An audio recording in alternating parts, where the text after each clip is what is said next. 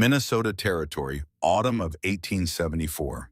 While every settler in the valley scrambled to finish their cabins before the first frost, a Scottish widow was hauling river clay up from the creek bed in a wooden bucket, one trip at a time for the third week in a row. Her neighbors had finished their chinking weeks ago. Standard mud and hay mixture, the way every sensible person on the frontier did it. A few handfuls pressed into the gaps between logs, smooth, flat, left to dry, done.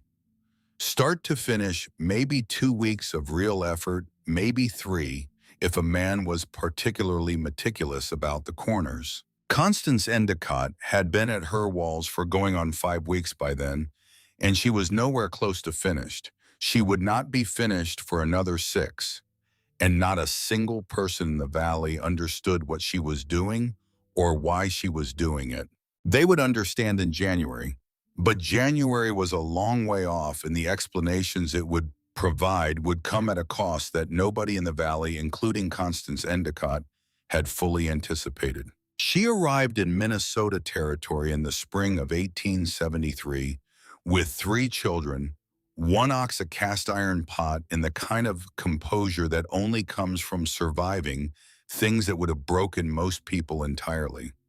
Her husband, Dale Endicott, had made the crossing from Glasgow the year before to scout the land and file the claim.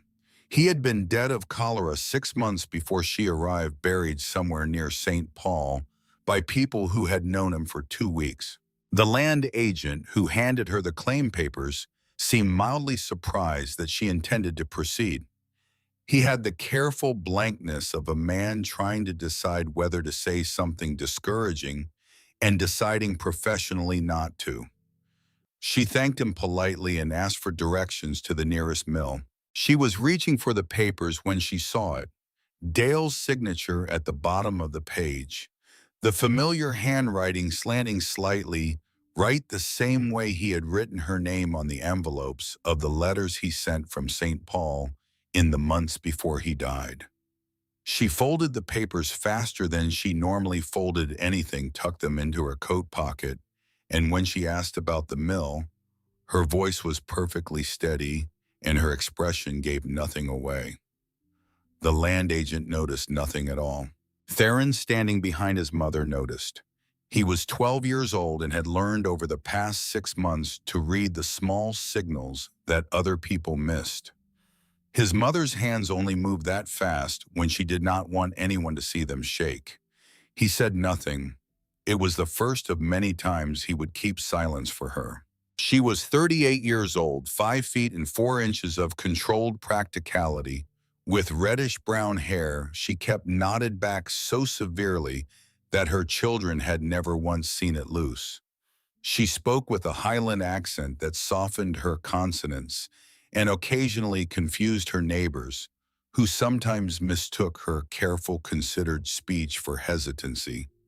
It was not hesitancy, it was precision. Constance Endicott did not say things she did not mean, did not make promises she could not keep, and did not under any circumstances build walls she had not thought through. She had 3 children. Theron, 12, who had inherited his father's height and his mother's seriousness. Della, 9, who had inherited neither and was cheerful about both. And little Silas, 6, who had been small enough on the crossing that he remembered nothing of Scotland and therefore approached Minnesota with the uncomplicated enthusiasm of someone to whom it was simply the world. They were capable children, which was fortunate, because a widowed homesteader's children needed to be capable. Constance had been clear about this from the beginning. They would all work. They would all carry weight. Silas could not carry much yet, so he carried what he could and grew fast enough that the arrangement was improving by the season. She walked out into the St. Paul morning air with 3 children behind her and the particular focused energy of someone who has converted grief into forward motion and intends to keep it there. The claim sat on a bend of the Crow River in what would eventually be organized as Wright County. Gently rolling terrain, good bottomland soil, plenty of hardwood timber for building, and a creek running south of the property that had something Constance noticed on her third morning before she had even decided where to site the cabin. She crouched down at the creek bank in her boots and pressed her thumb into the exposed clay. It was gray-blue and dense, the kind that holds its shape when you roll it in your fingers, the kind that dries hard as pottery in the sun. She recognized it immediately. She had grown up watching her father use almost the same material to repair the walls of the family black house outside Ullapool, pressing new clay into cracks in the outer face of walls that were in some places more than 3 feet thick. Those walls, rubble, stone, and earth packed together in a dense, heavy mass, did not prevent cold the way a thin, tight barrier prevents wind. They did something more interesting and more powerful. They absorbed heat, slowly over hours and days of fire burning inside the mass of stone and compacted earth, soaked up warmth right into its core, the way a cast iron skillet soaks heat on a stove until the material itself was warm all the way through. And then when the fire died or the storm hit, those walls did not suddenly become cold. They gave the stored heat back gradually, steadily, over hours, sometimes 12, sometimes 16, radiating warmth outward into the interior long after any flame had gone dark. Constance remembered this not as science, but as sensation. The particular warmth of waking in the black house before dawn, the smell of peat smoke hanging in still air, her mother's hands setting bread dough to rise near the hearth before bed, and every morning the dough had risen perfectly because the walls never let the temperature fall below the range where yeast stays alive. Her mother had a way of explaining it that had nothing to do with physics and everything to do with a lifetime of observation. The wall remembers the fire, she would say. You sleep and the wall keeps working. The wall is the fire that does not need tending. Constance had spent her first 18 years inside that truth. She knew exactly what she was looking at in that Minnesota Creek bank. The cabin she built that first summer was conventional enough in its bones. Pine logs notched at the corners in the standard frontier fashion, a single main room with a sleeping loft for the children, a stone and clay fireplace along the north wall, and a door facing east so the morning light would catch it first. Her neighbor too claims north, a German farmer named Chester Pennington helped her raise the walls in August, bringing 2 of his sons and a borrowed cant hook and doing the work in a day and a half with the cheerful efficiency of someone who had done it a dozen times. He told her she would have the chinking done in 2 weeks if she started first thing Monday and did not fuss about it. He was not wrong in the general sense. Most people were done in 2 weeks. Constance was not most people. But before the chinking began, before the clay hauling started, Roscoe Garland arrived. Garland was the land agent who had processed Dale Endicott's original claim, and he was also in the way that frontier commerce blurred boundaries, a trader who bought and sold land when the opportunity presented itself. He rode up to Constance's half-finished cabin on a warm afternoon in late July, watched her splitting wood by herself for a few minutes, and then dismounted with the particular careful friendliness of a man about to make what he considered a generous offer. He told her the land had value, good bottomland timber, rights, water access. He could find a buyer quickly, perhaps within the month. She would have enough money to take the children back east, settle somewhere with a school and a church and neighbors close enough to help. He said this with genuine conviction that he was helping because Roscoe Garland was not a cruel man. He was simply a man who could not imagine a widowed woman with 3 children successfully working a frontier claim, and his failure of imagination felt to him like practical wisdom. Constance listened to every word. Then she said, "Mr. Garland, I am not selling my husband's land. Can you help me find additional nails?" Garland rode away confused, not offended but genuinely puzzled, the way a person gets puzzled when a perfectly reasonable offer is declined with a politeness that somehow makes the declination feel permanent. He did not give up. He came back a second time in late August, but this time he did not speak to Constance. He spoke to Colton Marsden, the oldest and most respected homesteader in the valley, and he said it was a shame that good land like that was in the hands of someone who could not properly work it. Colton, who was stubborn and direct and had opinions about nearly everything, surprised himself by answering, "She is working it in her own way." It was the first time Colton Marsden had defended Constance Endicott, and it would not be the last, though the defense and his ongoing skepticism about her building methods would coexist in him with the comfortable inconsistency of a man who had not yet been forced to choose between them. Constance let the logs settle for 2 weeks, watching for the places where they shifted and the gaps changed size as the green wood dried and moved. When she did begin, it was not with mud and hay. The process started at the creek. She dug clay from the bank in the smooth curves where it ran cleanest, loading her wooden bucket and carrying it back to the cabin in trips that took 20 minutes each way. Theron began helping after the first week, and they developed a rhythm. Theron hauling, Constance mixing. She combined the raw clay with 2 parts crushed stone. The flat-sided fragments she knocked off the granite field, stones she had quarried for the fireplace foundation, and 1 part dried grass cut short. She mixed the 3 materials together in a wooden trough with a little water until the consistency reminded her of something between bread dough and mortar, dense enough to hold its shape when pressed, plastic enough to conform to every irregularity in the log surface without cracking as it dried. Before she pressed a single handful of this mixture into the wall, she built the inner form.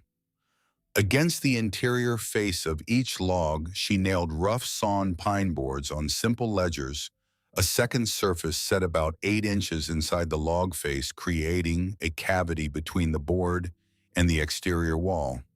She was not filling gaps. She was filling a deliberate space. The clay-stone mixture went in from the top, pressed down by hand, in layers she called lifts. Each lift about 4 inches deep, tamped firm, with a flat-headed mallet, before the next one went on, working her way from the bottom of each cavity to the top. It was late September, 6 weeks into the work, when Theron dropped the bucket. He was carrying his 12th load of the day down the slope bank of the creek, his boots wet from the morning's earlier trips, when his right foot slid on a patch of clay that had been smeared smooth by his own passage. The bucket went sideways, spilling its full load of carefully dug clay back into the creek bed, and then the bucket itself rolled down the bank and into the shallow current, where it bobbed once and began floating downstream. Theron sat on the bank. His pants were soaked, his hands were cold. He watched the bucket drift away and felt for the first time something that was not frustration with the work or tiredness from the effort, but genuine anger. Not at his mother, at his father. His father had died and left his mother this land and left Theron the work of a grown man at 12 years old, and he sat on that muddy bank with his hands shaking and was furious at a dead man he still loved, and the fury and the love existed in the same breath, and neither one canceled the other out. He waded into the creek and retrieved the bucket. He climbed back up the bank. He filled it again. He carried it back to the cabin and said nothing to anyone about what had happened at the creek that afternoon. But that evening, for the first time, he asked his mother the question that had been forming in him for weeks. "Ma, are you sure about this?" Constance stopped tamping. She looked at her son, and what she saw in his face was not doubt about her, but the particular weariness of a child who has been carrying an adult weight and needs to know that the weight is going somewhere. "I am sure about the clay," she said. "I am sure about your grandmother's walls. But I have never built in a place as cold as Minnesota, so I am not sure completely. I am sure about 90%. Theron nodded.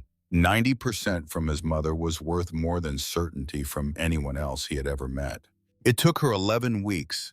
This is the number that broke the imagination of virtually everyone in the settlement. 11 weeks working dawn to dusk on days when field work did not demand her, with Theron carrying clay and Della mixing material in the trough. The neighbors watched the calendar with the particular incredulity that frontier communities reserve for people who spent time on things that did not obviously need doing. Colton Marsden, who had been homesteading the stretch of Minnesota river bottom since before most of his neighbors had learned to shave, stopped his horse at her fence line on a Tuesday afternoon in late September and stared at her working for a full minute without saying a word. Then he said, "Constance Winter does not care how pretty your walls are." And he rode on. She kept tamping. Chester Pennington came by in early October, looked at the work, looked at Constance, looked at the work again, and very carefully said that she had certainly done a thorough job. His wife Lorene was less diplomatic at the weekly gathering and wondered aloud whether Constance had perhaps confused thoroughness with stubbornness, which got a quiet laugh from the woman sitting next to her. The laugh came from Edna Bancroft. Edna was married to the best carpenter in the valley, and she lived in what everyone agreed was the finest cabin in the settlement. Good squared logs, tight chinking, a real glass window, on the south side 2 rooms and a sleeping loft. Edna was not unkind, but she had the particular assurance of someone married to the settlement's best builder, and she carried that assurance the way some people carry a lantern, lighting everything around her with it, whether the illumination was welcome or not. At the church gathering in early October, when the community was discussing winter preparations, Edna said what several people had been thinking but had not yet said aloud. "I worry about Mrs. Endicott. She has spent the entire autumn on her walls instead of putting up food and firewood. If winter comes early, who is going to help those 3 children?" Reverend Clement Trumbull, a lean and careful man who took his role as the community's moral compass, seriously nodded from his seat near the front. "Perhaps someone should speak with Mrs. Endicott about priorities." The room was quiet. Nobody volunteered for the assignment. Della heard about it the way 9-year-old girls hear about everything, which is to say through the other children who had heard it from their parents, who had discussed it at supper with the casual cruelty that adults sometimes mistake for concern. Della came home and said, "Ma, Mrs. Bancroft says you are starving us to build walls." Constance was silent for a long time. She walked to the corner of the cabin where she kept the winter stores and stood looking at them. Flour salt, dried beans, salt pork, preserved vegetables in crocks, sealed with wax. She had calculated the quantities in June, purchased and prepared through the summer, and the stores were complete. She had not neglected her children's survival. She had planned it before she started the walls, because Constance Endicott did not begin a project without first ensuring that the projects before it were finished. She did not say any of this to Della. She went back to work. But the next morning, Constance did something she would later recognize as a mistake. She walked to the church and found Edna and invited her to come see the stores for herself, to verify with her own eyes that the children were not going hungry. It was a practical response to a practical accusation, and it was exactly wrong. Edna declined politely. "I do not need to inspect your home, Mrs. Endicott. I simply said what I think." Constance walked away and understood with the particular clarity that follows an error what she had done wrong. By going to explain herself, she had confirmed that Edna had the authority to judge her. She had accepted the frame of the accusation instead of refusing it. It was a small tactical defeat in a social battle she had not wanted to fight, and it stung more than she expected. The correction came from an unexpected source. Estelle Marsden Colton's wife, a practical woman not given to sentiment or unnecessary speech, found Constance at the well the following morning and said without preamble, "Do not explain yourself to Edna. The more you explain, the more important Edna feels. Just build your wall. Winter will speak for you." Constance looked at Estelle and saw for the first time an ally in this valley. Neither woman said so, neither needed to, but something passed between them at that well that was the beginning of a trust that would matter considerably when January came. The schoolmaster arrived next.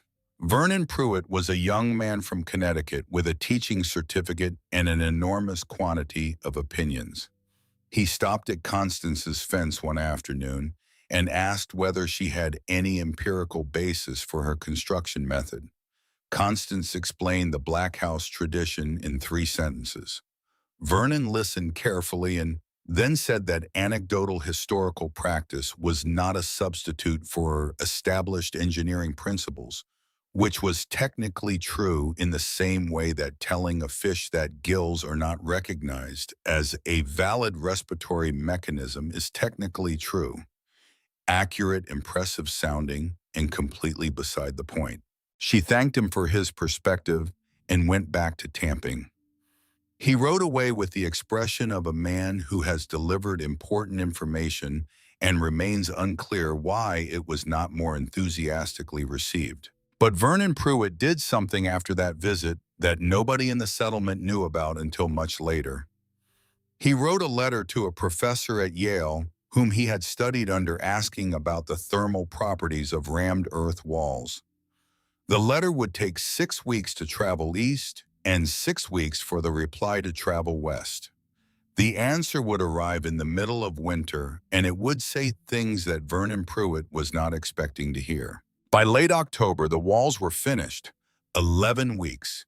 8 inches of clay stone composite packed between inner boards and exterior log face tamped in dense lifts cured slowly in the autumn air. Edna Bancroft stopped by one afternoon and asked with genuine puzzlement, "But will all that clay not just crack in the cold and fall out?" "Only if it is packed wrong," Constance said, "and only if it has not cured properly before the freeze." Edna considered this. "Well, I suppose you would know." The tone implied that Constance would not necessarily know, but that arguing with someone mid-mallet swing seemed rude. The last night of October, with the final lift cured and the walls complete, Constance lay in her cabin in the dark and did something she had not done during the entire 11 weeks of building. She doubted. She picked up a fragment of dried clay from near the base of the south wall, a piece that had broken off during the final tamping. She held it close and breathed in.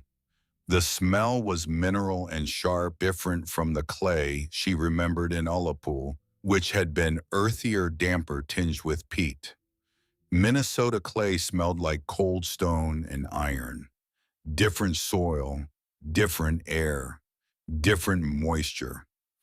If the difference was large enough to change how the material stored and released heat, then 11 weeks of labor, 11 weeks of making Theron carry buckets instead of living his childhood, 11 weeks of the settlement's judgment, and Edna Bancroft's public concern, all of it would have been for a wall that looked impressive and did nothing. She held the fragment in her palm and felt the weight of the possibility.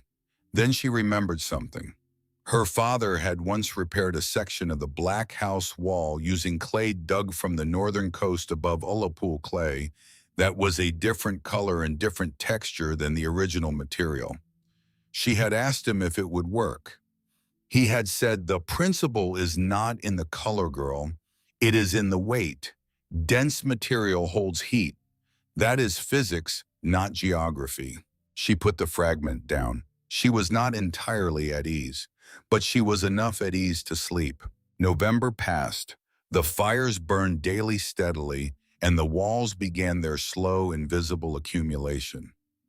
By late November, after 3 weeks of sustained heat, Constance placed a cup of water on the windowsill of the north wall, the coldest spot in the cabin furthest from the fireplace. The next morning, the water had not frozen. At Colton Marsden's cabin, water 3 feet from the stove had a thin skin of ice by dawn. Constance told no one, but that evening she lowered the fire slightly before bed, just slightly less wood than she would normally bank for the night.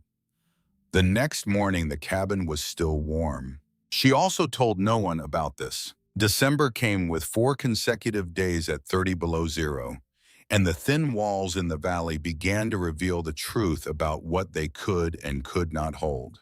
The first real warning came in early December, and it came quietly. No blizzard, no howling wind driving snow sideways across the valley. Just a stillness that settled over the river bottom like a held breath, and a thermometer reading that dropped to 30 below zero and stayed there for 4 consecutive days without moving.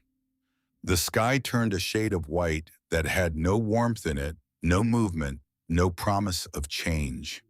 The air itself seemed to have frozen in place, as if weather had decided to stop happening and leave only cold behind. Colton Marsden burned through 2 full cords of wood in those 4 days, roughly twice his expected rate for the season. He woke every morning to frost on the interior wall surfaces near the windows, despite fires he had kept burning around the clock. The frost formed in delicate patterns that would have been beautiful under other circumstances. Crystalline branches spreading across the log surfaces like the ghosts of ferns, and Colton scraped them off each morning with a flat blade and fed the fire and tried not to think about the arithmetic of his woodpile. His wife Estelle reported to the women at the church social that she had taken to sleeping in her coat. She said this with the flat matter-of-factness of someone who had been doing it for a week and was past the point of embarrassment. Other women nodded. Several of them had been doing the same thing. Chester Pennington fared similarly. He was a methodical man who had calculated his wood supply against a conservative estimate of the winter, and he was now watching his dwindling stacks with the expression of someone doing arithmetic they do not like the answer to. His cabin was well built by every standard measure. Tight corners, good chinking, a proper door seal. The cold went through it anyway steadily, and without drama, 1 degree at a time. Constance Endicott burned about a third of what her neighbors did during those 4 days. Her walls had been absorbing heat from the daily fires since early November, and by December they had accumulated enough stored warmth that the cabin required less constant fuel to maintain its temperature. The difference was not dramatic in December. It was simply there, the way a stone near a hearth is warm, without anyone noticing exactly when it got warm. Theron noticed. He noticed because he was the one who split the wood and stacked it, and the wood pile behind their cabin was barely diminished, while Emmett Pennington told him at the creek that his father was worried about running out before February. "Why do we not tell them?" Theron asked his mother that evening, standing by the door with wood chips on his sleeves. Constance did not look up from the sock she was darning. "Tell them what? That the walls work, that we are burning less. Winter is not finished, Theron. I do not know yet how much these walls can hold. And telling people their house is worse than yours is not a kindness when they cannot change it before spring." Theron did not agree with this entirely, but he was 12, and 12-year-old boys do not win arguments with their mothers even when they have a point. He went back to splitting wood and kept the information to himself. 2 weeks before Christmas, Reverend Clement Trumbull came to call. He arrived on horseback in the middle of a Tuesday afternoon alone, which was unusual. The Reverend typically traveled with purpose and company. He tied his horse to the fence post and walked to the door and knocked with the particular careful rhythm of a man who has rehearsed what he intends to say. Constance invited him in and put water on for tea. Trumbull sat at her table and held his hat in his lap and told her with the gentle directness he used for pastoral visits that some families in the community had expressed concern. He did not name which families. He did not need to. He said that a woman alone without a husband, without men in the household, might benefit from leaning more heavily on the community rather than making every decision independently. He said this was not a criticism, but an observation rooted in Christian fellowship and genuine care for her well-being and the well-being of her children. He said all of this with warmth and sincerity because Reverend Trumbull was a sincere man who genuinely believed that the proper order of a community involved women accepting guidance, and his sincerity made the condescension harder to argue with than if it had come from malice. Constance listened without interrupting. She poured his tea. She set the cup in front of him. Then she said, "Reverend, I appreciate the concern, and I would like to ask you something. When winter truly arrives, how exactly will the community help me? Will someone come to tend my fire at 3 in the morning?" Trumbull opened his mouth slightly and closed it again. "I am not rejecting the community," Constance said, and her voice was gentle in a way that made the words land harder rather than softer. "I am preparing so that I do not have to burden the community. There is a difference." Trumbull drank his tea. He thanked her for her hospitality. He rode away without saying anything further.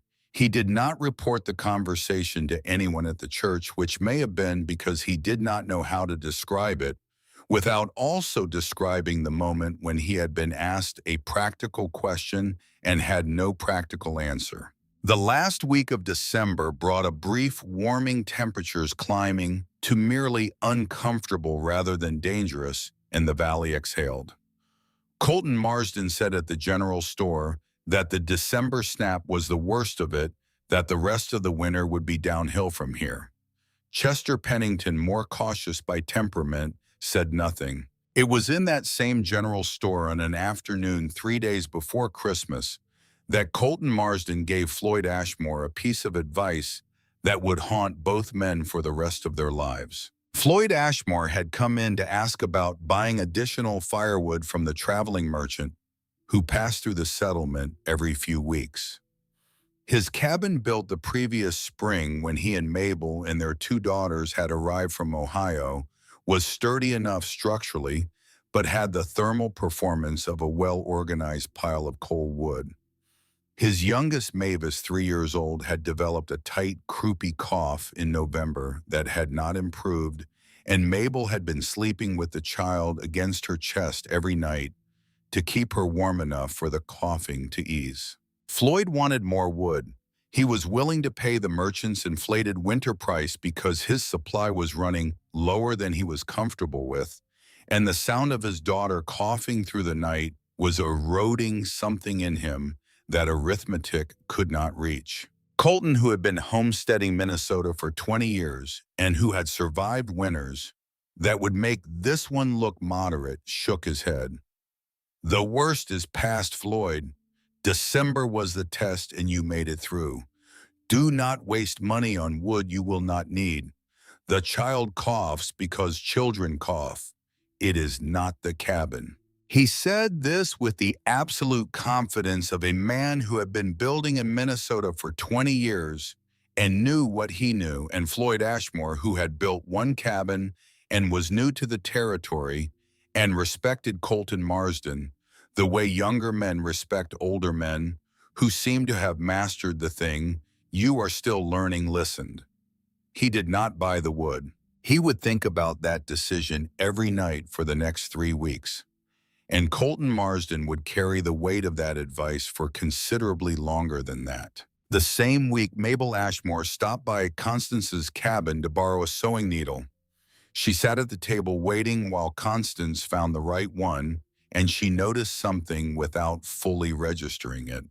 The cabin was warm, not just fire warm, not the aggressive heat that comes from a stove running full and dissipates the moment you step away from it, but a different kind of warmth even, and pervasive, like the air itself had weight to it. Mabel's own cabin was warm only in the immediate radius of the stove. 3 steps away the warmth thinned.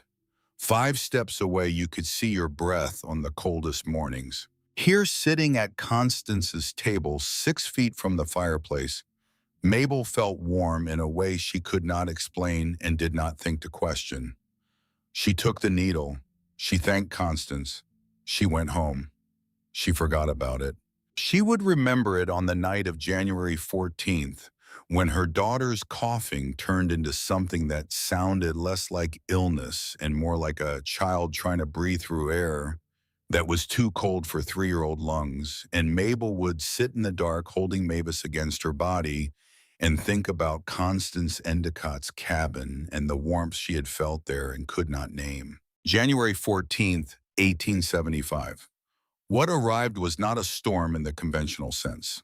There was no spectacular blizzard, no towering drifts burying windows, no visible drama for neighbors to compare notes on afterward.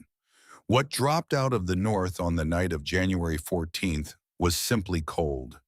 A mass of Arctic air that descended on the river valley with a completeness that felt to the people living through it less like weather than like a change in the fundamental nature of the world. The thermometer outside Colton Marsden's cabin read 36 below zero at dawn on January 15th. By midday, it had not moved. By the following dawn, it had dropped to 38 below the lowest temperature any settler in the community had witnessed in their years on the claim. The air was perfectly still. No wind, no snow, no drama. Just cold of a depth and persistence that made wood fires seem like gestures of hope rather than instruments of survival. The sky was a shade of blue that only appears when the air contains almost no moisture. A hard, brilliant, merciless blue that was beautiful the way a river in flood is beautiful. Admirable at a distance and lethal up close. Smoke from chimneys rose perfectly straight in the motionless air, which was the one theatrical touch that extreme cold provides. A dozen vertical lines of white smoke against that hard blue sky, each one representing a family feeding wood into a fire that was barely holding the line. In the Marsden cabin, Estelle had moved the water pail to within 3 feet of the stove the night before and covered it with a cloth, and it had frozen anyway by morning. Not a solid block, but a thick crust of ice across the top that she had to break with a spoon. The stove was burning oak she had split in October, good seasoned hardwood, and it was running hot enough that the cast iron glowed dull red at the firebox door. The cold was winning anyway, conducting through the log walls and the thin chinking and the single-pane windows with a patience that no amount of fuel could outrun. Colton burned through his remaining 3 cords in the first 2 days. His original supply had seemed generous against any reasonable winter. By the morning of January 16th, he was splitting fence rails and burning them with the grim efficiency of a man who has made peace with the fact that his fence will need replacing in spring and his family cannot wait until spring to be warm.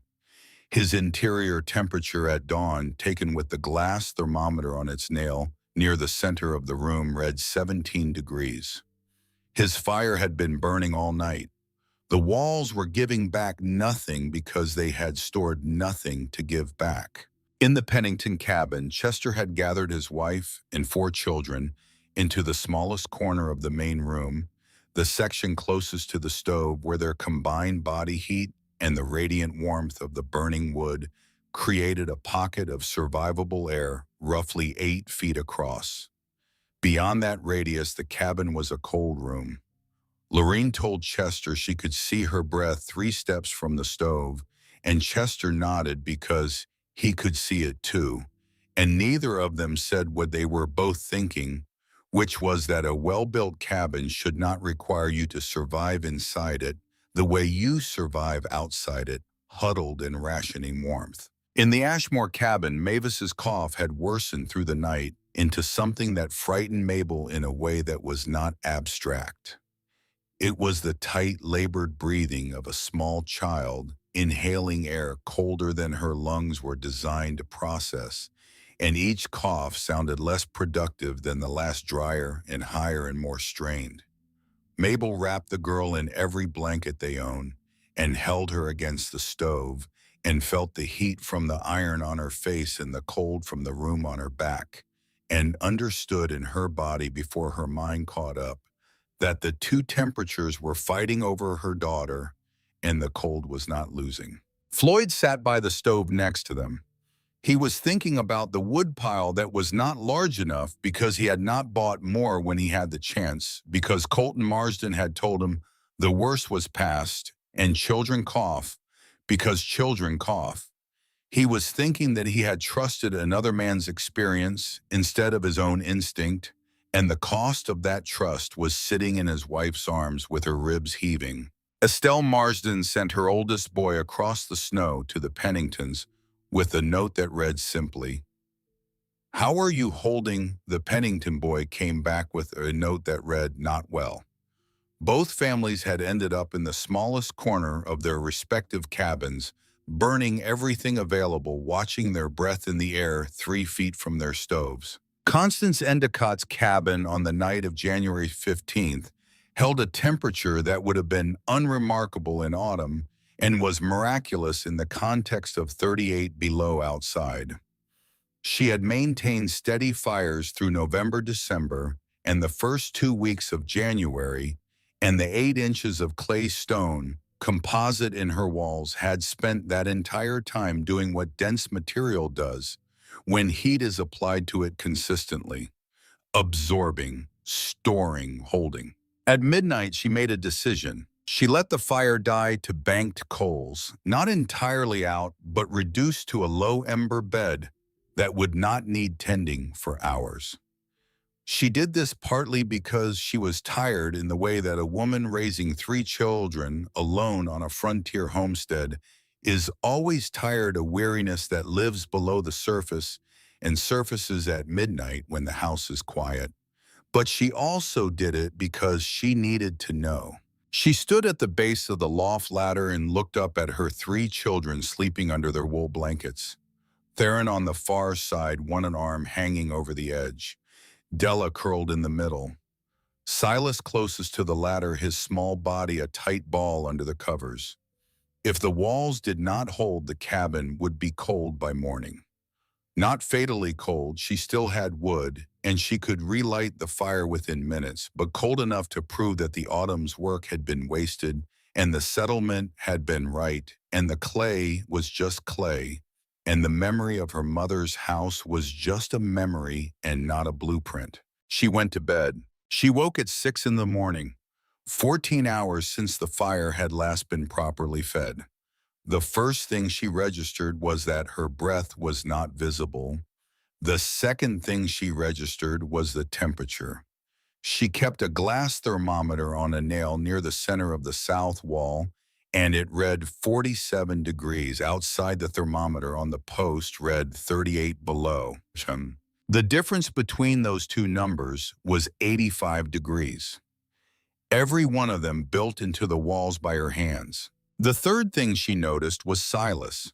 He had come down the ladder sometime in the early morning barefoot, the way 6-year-old boys come downstairs when they are not cold enough to bother with shoes. He was standing on the packed earth floor in bare feet, looking at her, waiting for breakfast. His feet were on the floor the way feet are on a floor when a floor is warm enough not to notice. Not hopping, not curled, not flinching, just standing. Constance looked at her son's bare feet on the warm floor and knew. Not 90%, 100. She rekindled the fire from the coals with the calm economy of a woman who knows the situation is already managed, and the fire is a courtesy to comfort rather than a defense against catastrophe. Then she looked through the small, south-facing window across the snow toward Colton Marsden's chimney. No smoke. At 6 in the morning, in 38 below zero, Colton Marsden's chimney was cold. And a cold chimney at those temperatures means one of two things.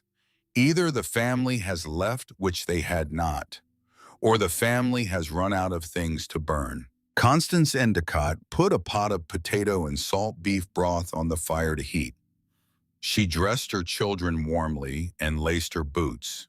She wrapped the pot in cloth, and she walked across the snow to Colton Marsden's door with the casual competence of a woman who had decided the situation required soup and had gone ahead and made some. Colton came to his own door looking like a man who had been awake all night in shrinking hope. The interior behind him was dark and cold. Estelle sat near the stove, wrapped in a coat and two quilts, and the look on her face when she saw Constance with the pot was something that lived in the territory between gratitude and grief and was too honest for words. Constance brought both families back to her cabin. It took 3 trips through the snow, moving children and carrying supplies. She assessed the situation with the same systematic calm she brought to everything. By 9 in the morning, she had Colton and Estelle Marsden Chester and Lorene Pennington and their 4 children, Floyd and Mabel Ashmore, with their 2 daughters. 11 people in a cabin that was sitting at 51 degrees with a rebuilt fire climbing toward its normal interior temperature without any sense of urgency. Then Constance did something that Theron did not expect. She looked around the crowded room, counting, and said, "The Bancrofts, has anyone heard from them?" Colton, sitting in the chair by the fire with the motionless heaviness of a man whose body has finally been given permission to stop fighting, shook his head. Too far. Could not make it in this cold. Constance looked at Theron. "Take the second pot. Go to the Bancrofts." Theron stared at his mother. He was 12 years old, and he had spent the last 3 months listening to the settlement question his mother's judgment, and he knew exactly who had led that questioning. He said, "Ma Edna Bancroft told people you were starving us." Constance looked at her son, and her expression did not change, but something in her eyes became very still and very certain. "Yes, she did, and her daughter is 4 years old. Take the pot." Theron took the pot. He wrapped it the way his mother had shown him, and he walked through the snow toward the Bancroft cabin, and on the way he understood something that he did not have words for yet, but that would shape the way he moved through the rest of his life. That helping someone who has wronged you is not weakness. That it is a kind of strength so quiet that most people never recognize it, and the people who do recognize it never forget it. Back in the cabin, Mavis Ashmore stopped coughing within an hour. The tight, labored breathing that Mabel had monitored through the night eased into something slower and deeper, and by noon the child was asleep in a corner with the unhurried breathing of a body that has stopped fighting the air. Colton Marsden sat in Constance's chair and did not move for an hour. He did not speak. He sat in the warmth the way a body sits in warm water after being very cold, completely, without resistance, with a surrender that is also a relief. Lorene Pennington cried briefly and quietly into a cloth, and then composed herself and started helping Della with the younger children, because practical women process emotion by acknowledging it briefly and then finding something useful to do. Chester Pennington sat on the floor with his back against the south wall. After a few minutes, he reached behind him and pressed his palm flat against the surface. He held it there for a long time. Then he said in a voice that was reporting something he did not yet fully understand, "This wall is warm." "Yes," Constance said. "All the way through. All the way through." He kept his hand there, feeling what he had been told was foolish excess for an entire autumn. His expression shifted slowly from confusion to something that took longer to form and was worth more when it arrived.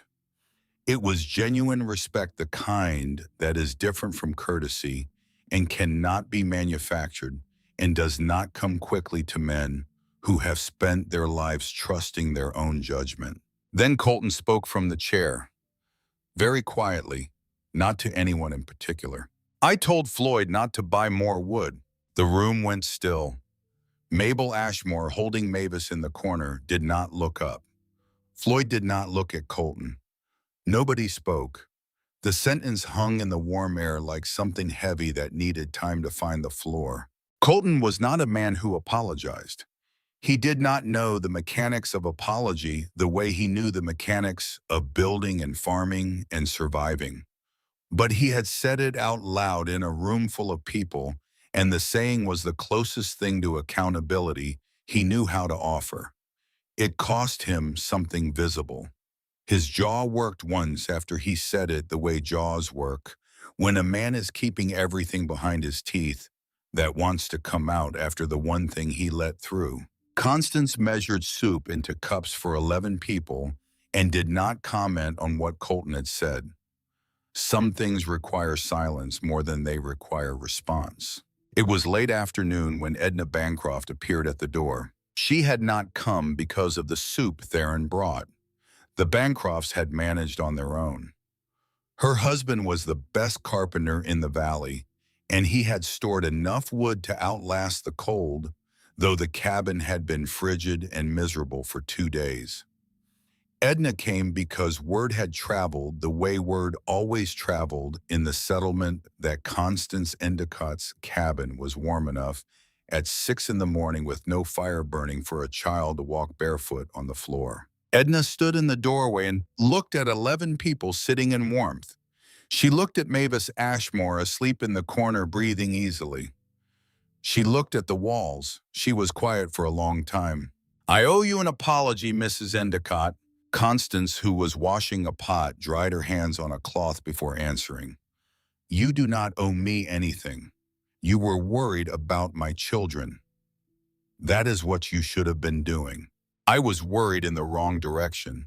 "You were worried. That is enough." The two women looked at each other across the small, crowded room, and between them something shifted that was not dramatic and was not performative and did not require witnesses to be real. It was the quiet mutual recognition that both of them had been trying to do right according to what they knew, and what Edna knew had turned out to be insufficient, and the way Constance received that insufficiency without triumph and without reproach was itself a kind of teaching that Edna would not forget. The cold held for 3 more days. Constance kept 11 people warm in her cabin through all of it, feeding them from her stores, managing the fire with the practiced economy of a woman who understood exactly how much fuel her walls needed and how much they did not.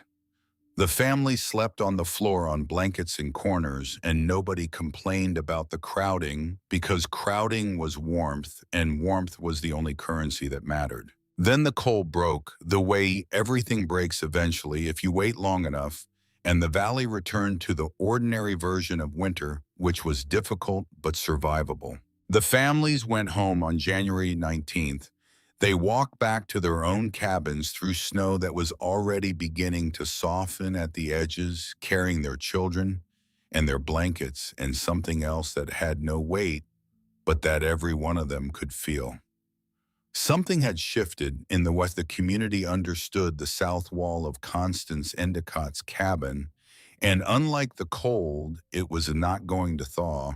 3 days after the cold broke, Colton Marsden showed up at Constance Endicott's door with a notebook he had borrowed from the schoolmaster and a measuring tape he had fashioned from a length of cord knotted at inch intervals.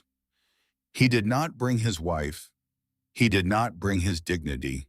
He brought just the notebook and the cord and a look on his face that was the closest Colton Marsden had ever come to humble in 61 years of living.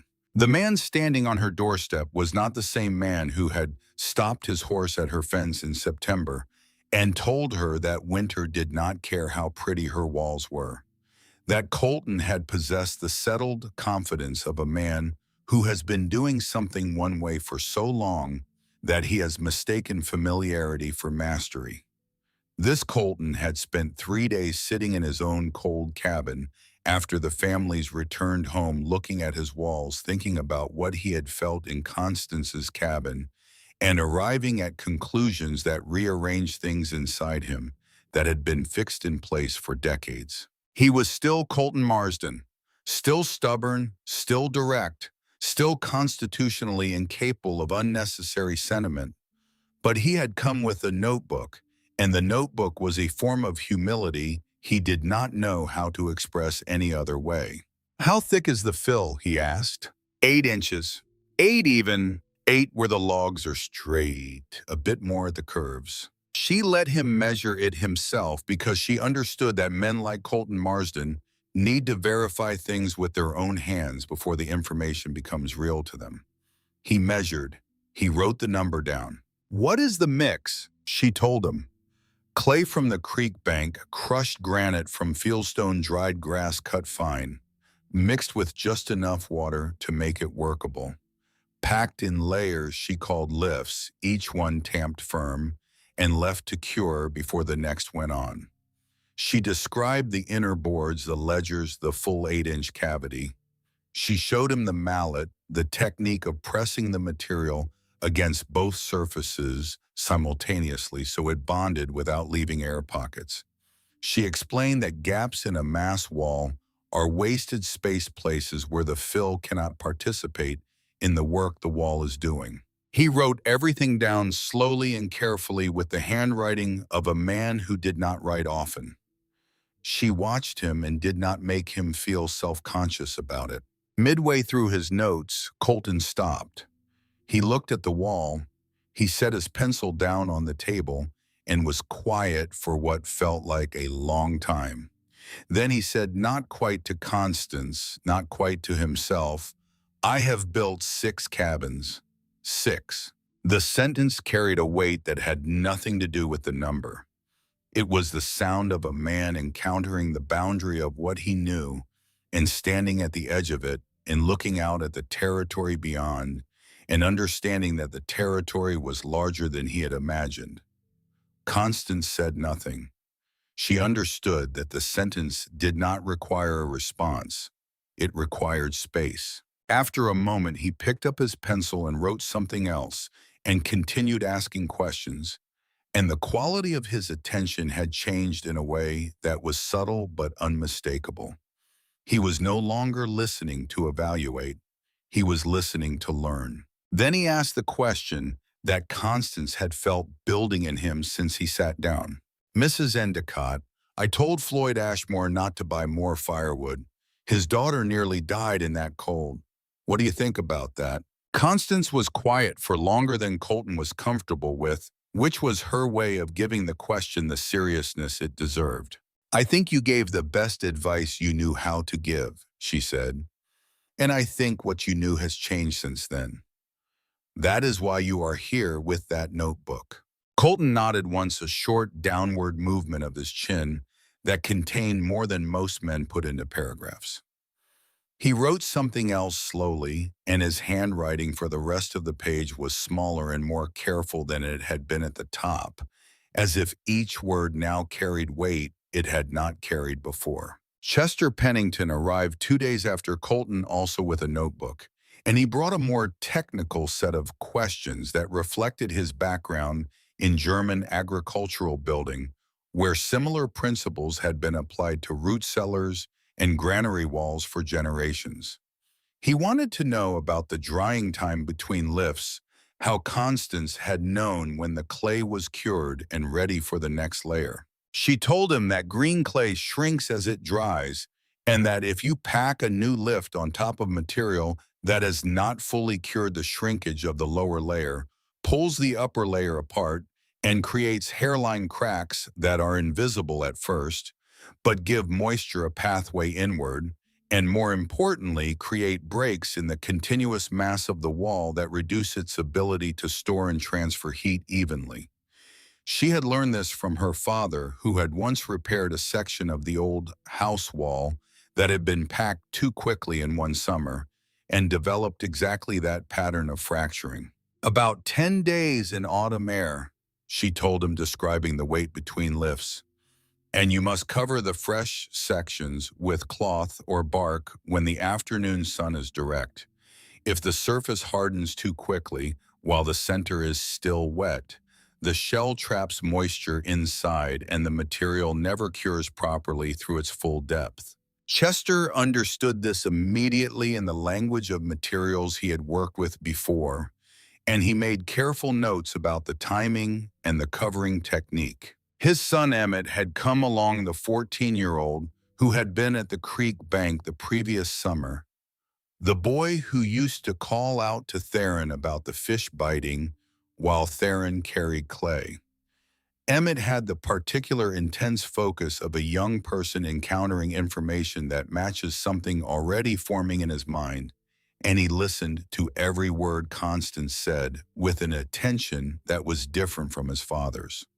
Chester was learning a technique. Emmett was seeing a future.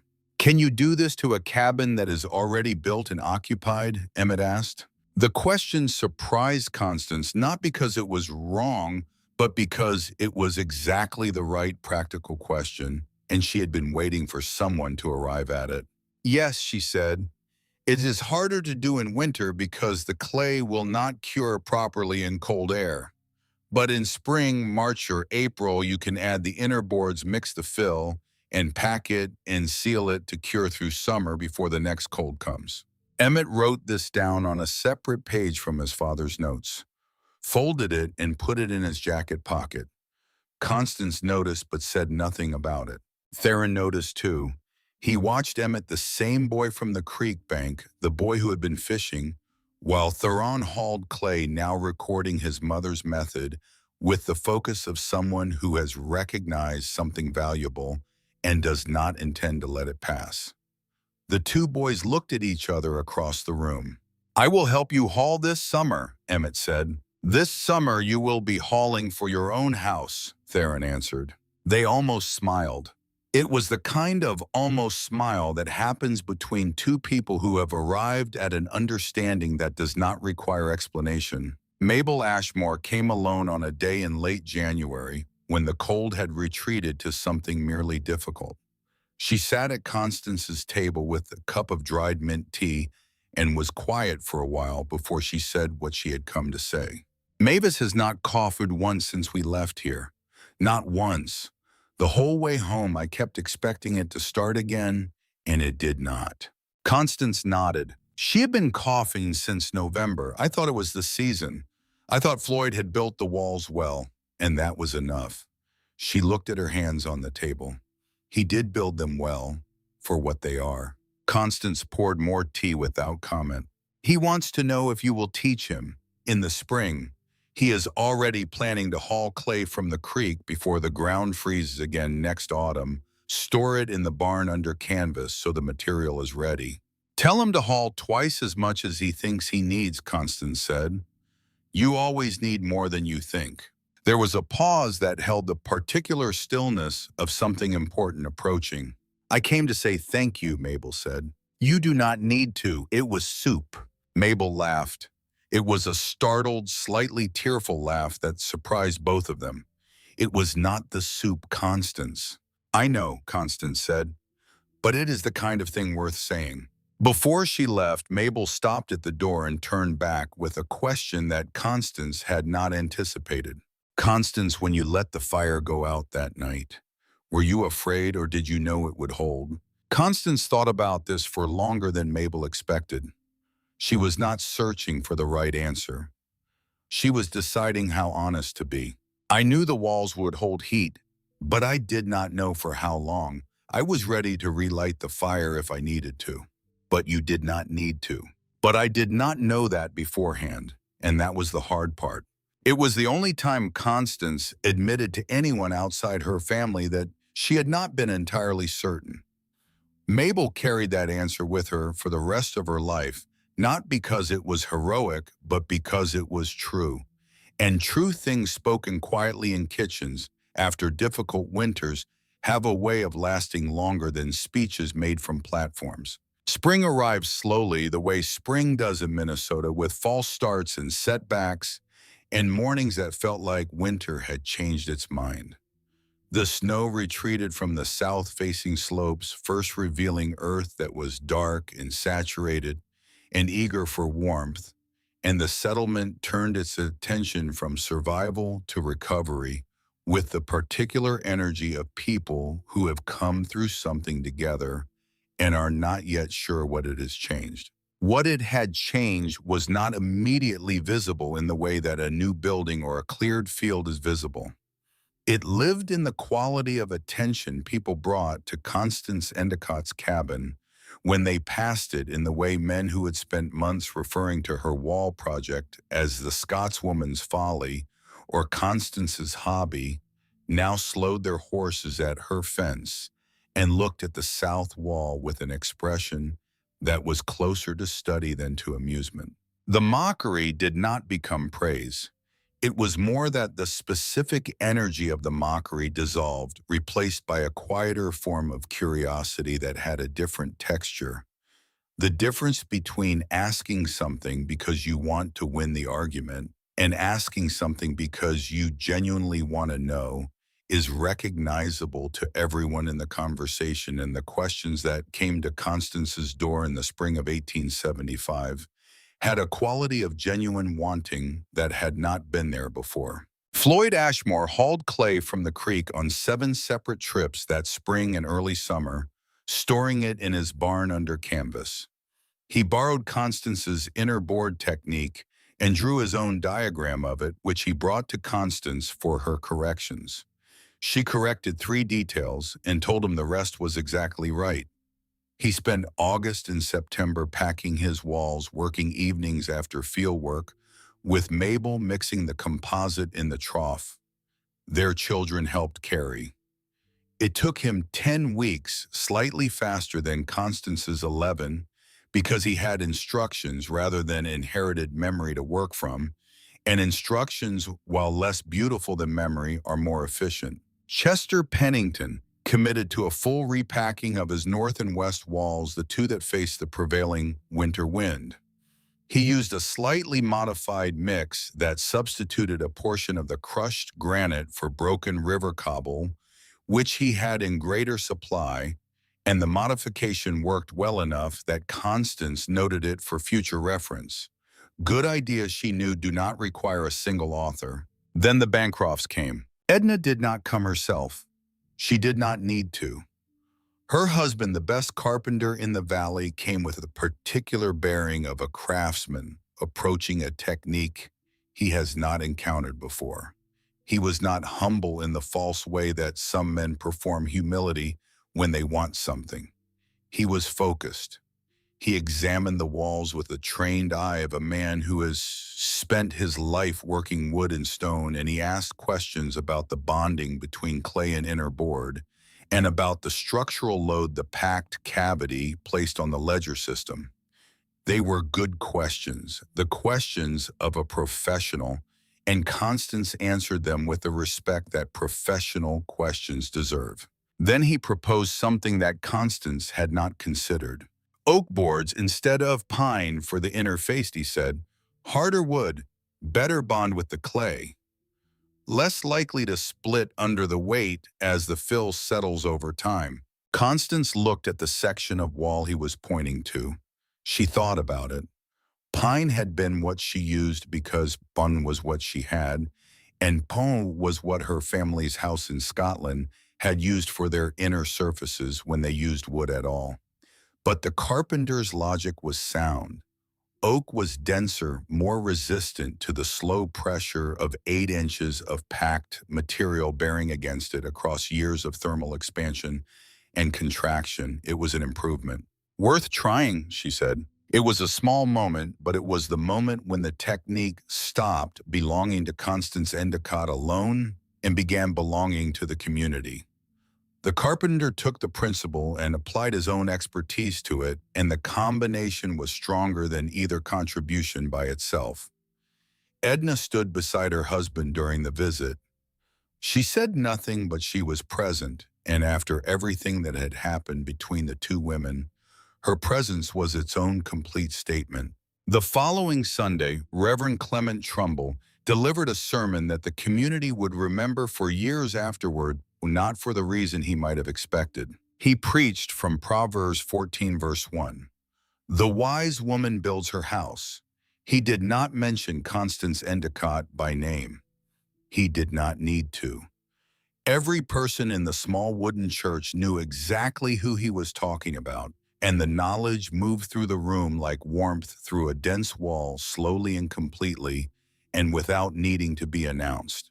Della, sitting beside her mother in the third pew, reached over and took Constance's hand.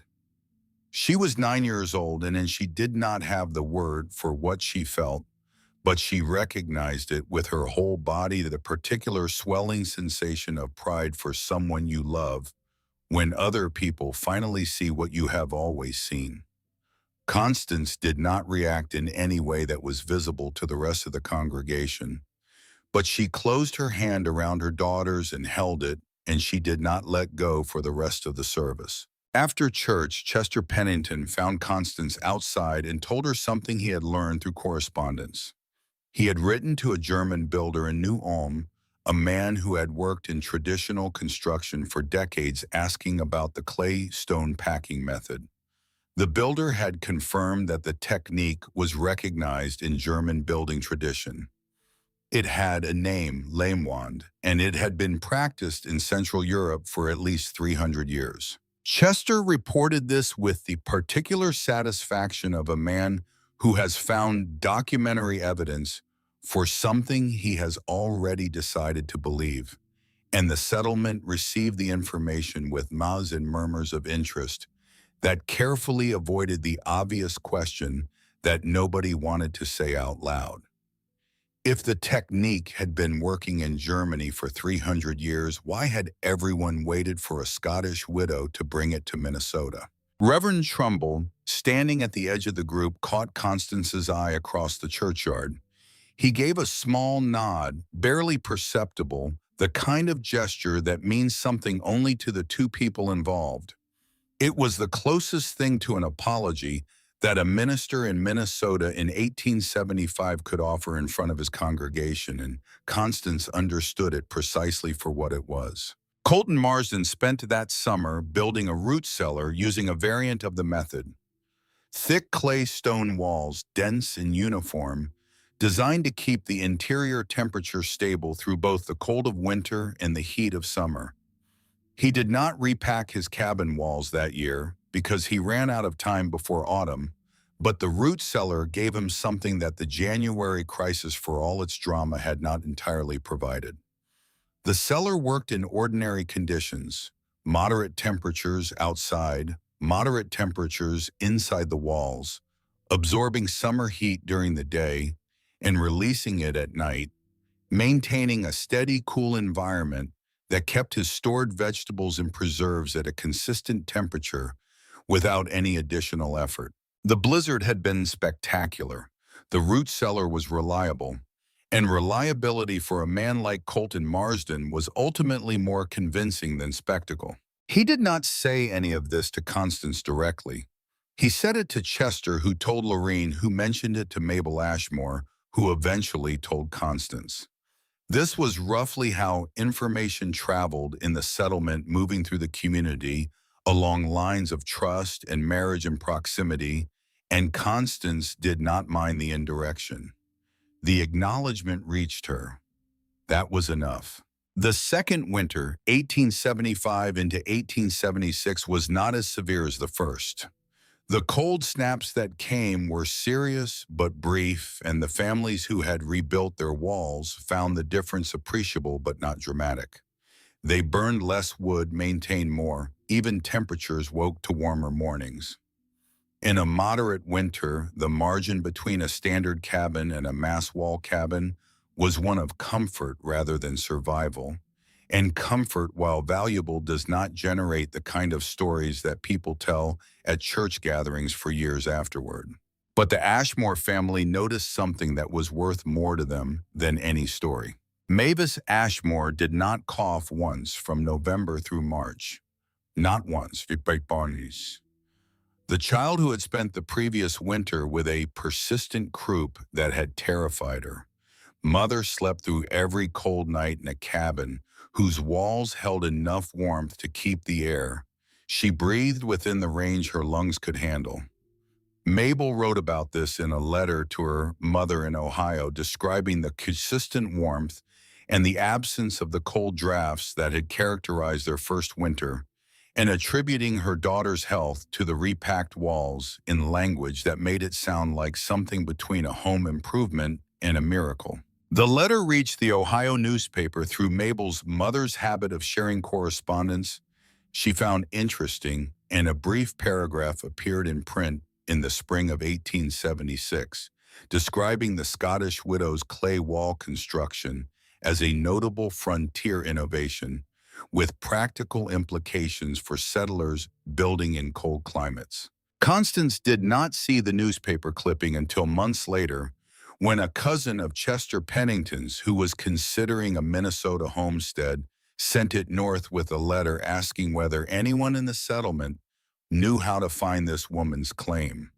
Chester, with barely contained delight, brought the clipping to Constance personally.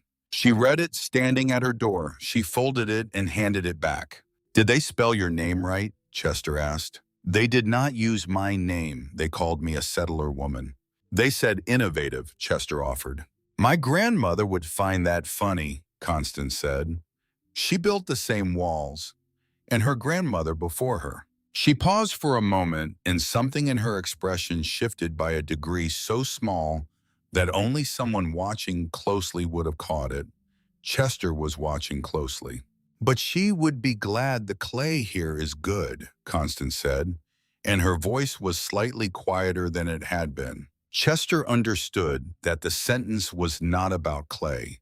It was about carrying something across an ocean and half a continent, from the place where you learned it to a place where you had to prove it, and having it work and knowing that the thread connecting you to everyone you had lost had not broken despite the distance and the grief and the years. The clay was good. The knowledge was good. The connection held. 3 days after Chester's visit, Vernon Pruitt appeared at Constance's door with a letter in his hand and an expression on his face that Constance had not seen before. It was the expression of a man who has received information that has rearranged something he was certain about and who is still adjusting to the new arrangement. The letter was from the professor at Yale, the one Vernon had written to back in October, asking about the thermal properties of rammed earth walls. 12 weeks out and 12 weeks back, and the answer had arrived in the middle of a Minnesota spring, with the timing of a punchline that had taken 6 months to land. The professor had written a detailed response.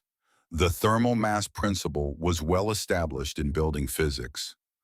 Dense earthen and mineral composites, when properly packed and cured, functioned as effective heat storage systems with measurable charge and discharge rates. The technique had historical precedent across multiple cultures and climates. And then at the bottom of the letter, the professor had added a personal note.